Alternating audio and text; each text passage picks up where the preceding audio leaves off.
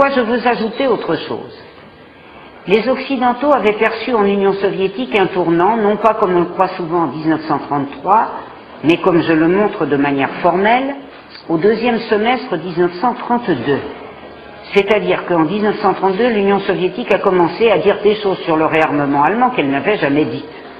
Tout le monde a compris dans les chancelleries ce que ça voulait dire. Et à partir de l'avenue d'Hitler au pouvoir, ça a été clair, net. À partir de ce moment-là, j'y insiste, j'ai pas déroulé un bottin, mais j'ai donné un certain nombre d'éléments formels. Qu'ont dit les diplomates et les militaires? Ils ont dit, c'est très simple, où nous allons offrir à l'Union soviétique l'accord, la reconstitution de l'entente dans les conditions militaires formelles de 1914, où elle sera obligée de passer un accord de compromis avec l'Allemagne pour gagner du temps, pour se réarmer. Parce que, à partir de 1933, tout le monde tablait sur une guerre dans les années suivantes, et se disait que si l'Union soviétique était confrontée avec la perspective d'une guerre sur un front, elle ferait tout, quelle que soit l'année, pour différer cette guerre sur un front. Donc on le savait. Donc la thèse avec laquelle on a dindonné depuis le 23 août 1939 les populations de France et de Navarre, c'est-à-dire le thème du méchant traître, de l'ancien faux antifasciste qui s'était dressé contre la Pologne et qui était responsable de la mort de la Pologne, ce thème est un thème faux, inventé, dont les élites françaises savent qu'il est faux, puisque cette Union soviétique a signé, quand elle ne pouvait plus faire autrement que signer, et le responsable de la dernière farce, de la farce ultime, c'est-à-dire de la fameuse mission franco-anglaise à Moscou, qui s'est tenue du 11 août jusqu'au 25, enfin qui a été terminée avant, montre de manière formelle que Staline a commencé à signer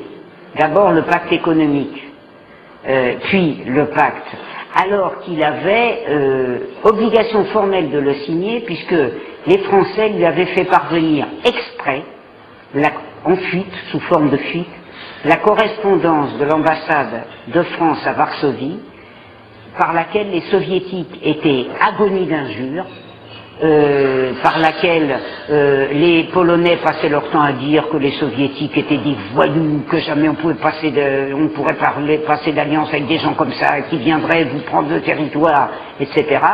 De telle sorte que Staline et son équipe ont très bien compris qu'il n'y avait rien à faire, qu'ils pourraient faire les pieds au mur, passer sous la table, rien. Pourquoi? Parce que l'Occident voulait que la guerre commençât sur un front contre l'URSS. Bon. Donc il n'y avait rien à faire, il n'y avait rien à faire.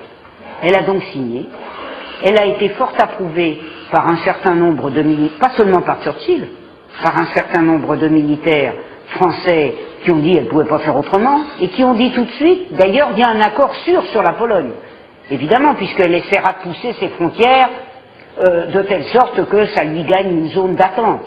Hein. Et voilà comment, vous voyez, là c'est pas depuis 70 ans, c'est depuis 67 ans, on explique aux populations que c'est traître-né, comme disait Flandin, hein, mais Flandin le disait devant un agent allemand, c'était plutôt plaisant, que ces traître-nés avaient signé avec les hitlériens. Donc l'Union soviétique a fait ce que... Je veux dire, si Staline n'avait fait qu'un geste raisonnable dans sa période de gouvernement, dans sa période de maîtrise de l'Union soviétique, ce serait la signature de l'accord de non-agression germano-soviétique. C'est formellement établi. Alors, qu'est-ce que vous voulez? C'est pas de ma faute si cet afflux épouvantable d'archives arrive en même temps. Comment voulez-vous qu'il n'arrive pas en même temps?